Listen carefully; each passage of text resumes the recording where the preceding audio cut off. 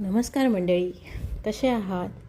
आज आहे दत्तगुरू जयंती आणि दत्तगुरू जयंतीच्या तुम्हा सर्वांना खूप खूप शुभेच्छा. आणि आज आहे माझा शेवटचा पारायणाचा दिवस आणि उपवाससुद्धा आहे. पण मला कधी उपवास जमत नाही. पण ह्या टायमाला माहिती नाही मला उपवास कसा काय जमला, काय माहिती, स्वामींची कृपा असेल. आज सकाळपासून वातावरण इतकं प्रसन्न होतं ना, जसं काय घरामध्ये कंटिन्यू सत्यनारायणची पूजाच चालू आहे. आणि एकीकडे मन असं करत होतं की पारायण कधी संपूच नये. पण काय आहे ना, त्याचे पण नियम आहेत ना.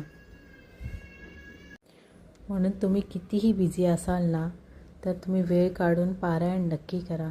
खरंच, कारण मी 1.5 वर्षापासून प्रयत्न करते की मला पारायण करायचं आहे. एक मन इतकं घाबरत होतं आणि ते अचानक मी जे पारायण करायला सुरुवात केली, ह्याच्यावरूनच मी समजू शकते की पारायणामध्ये किती ताकद आहे ते. म्हणून तुम्हीसुद्धा गुरुचरित्राचं पारायण करायला सुरुवात करा निसंकोचपणे. आत्ता हीच वेळ आहे ना भक्ती करण्याची देवाची. पुढे माहिती नाही काय लिहिलं आहे आपल्या नशिबात. म्हणून वेळ आहे तर करा, एकदम आनंदाने करा आणि निसंकोचपणे करा. मी तर म्हणेन, पण पुढे तुमची इच्छा. आणि मग नंतर मी नैवेद्य वगैरे टाकून झाल्याच्या नंतर ना, आम्ही गेलो होतो मँगलोरच्या एका दत्तगुरू मंदिरामध्ये. आणि मंदिर एक छोटं, म्हणजे जास्त हे नाही, पण इतकं छान वाटतं.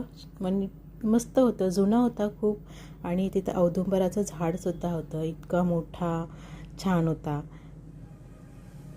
आणि असं म्हणतात तिथे काही विटाळ वगैरे जर असेल तर तुम्हाला तिथे साप दिसतो म्हणून. तर आवडलं मला खूप. पहिल्यांदाच गेलेली मी. आणि तुम्ही पण बघा. आणि कसा वाटला तुम्हाला हा व्हिडिओ हे ना कमेंटमध्ये नक्की सांगा. आणि आवडला असेल तर लाईक, शेअर, सबस्क्राईब करा. पुन्हा भेटूया. बाय.